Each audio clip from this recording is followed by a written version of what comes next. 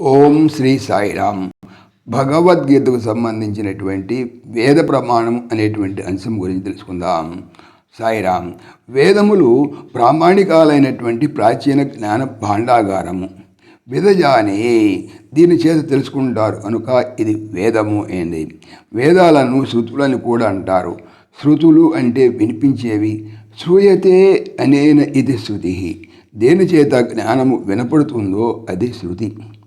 శృతులైన వేదాలను ఆమ్నాయాలను కూడా అంటారు. ఆమ్నాయతే పారంపర్యేణ ఇది ఆమ్నాయ. పారంపర్యంగా అభ్యసింపబడేది కనుక వేదము ఆమ్నాయము.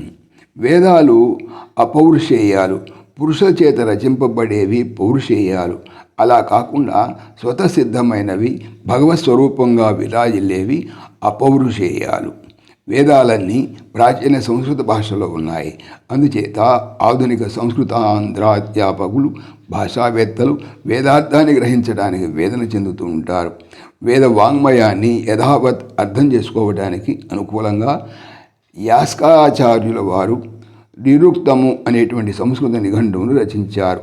నిరుక్తము వేదాంగాలైన ఆరింటిలో ఒకటి. వర్ణాగమ విపర్యాయాదుల్ని నిశ్చయించి చెబుతుంది కనుక అది నిరుక్తము. నిరుక్తమును ఆధారం చేసుకునే భాష్యకారులు వేదాలను వ్యాఖ్యానించారు. వేదాలను వ్యాఖ్యానించిన వారు స్వల్ప సంఖ్యలో ఉన్నారు. వారిలో కూడా పాక్షికంగా వ్యాఖ్యానించిన వారే కానీ పూర్ణంగా విశదీకరించిన వారు అరుదు. వేదాన్ని వ్యాఖ్యానించిన సంప్రదాయ విధులలో మాధవాచార్యులు, సాయనాచార్యులు ముఖ్యులు. మాధవాచార్యులే సన్యాసాశ్రమాన్ని స్వీకరించిన తరువాత విద్యారణ్య స్వామిగా వాసికెక్కారు. వేదాంత పంచదశి లాంటి ప్రముఖమైనటువంటి అద్వైత గ్రంథాలను రచించారు. ఏ తల్లి కన్నదో అని తరచుగా మహాత్ములను జనులను శ్లాఘిస్తూ ఉండటం మనం వింటూ ఉంటాం.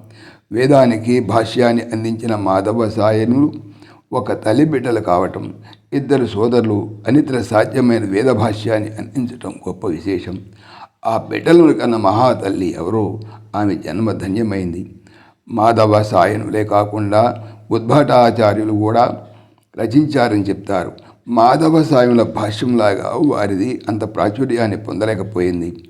సంప్రదాయ విధుల భాష్యంలాగే మ్యాక్స్ ముల్లర్ అనే పాశ్చాత్యుడు కూడా సంస్కృత భాషను అభ్యసించి వేదానికి, ముఖ్యంగా ఋగ్వేదానికి భాష్యాన్ని అందించాడు. ఆయన సంప్రదాయ గాడిలో పడని పాశ్చాత్యుడు కనుక ఆయన భాష్యం కూడా అలాగే ఉంటుంది. కాకపోతే ఒక పాశ్చాత్యుడు సంస్కృత భాషను అభ్యసించి జ్ఞానాసక్తితో వేదాన్ని పఠించడమే కాకుండా దానిని వ్యాఖ్యానించడం అనేది అద్భుతమైన విషయము, ప్రశంసనీయము. జై సాయిరామ్. ఓం దేవకీ నందనాయ విద్మహే వాసుదేవాయ ధీమహి తన్న కృష్ణ ప్రచోదయాత్.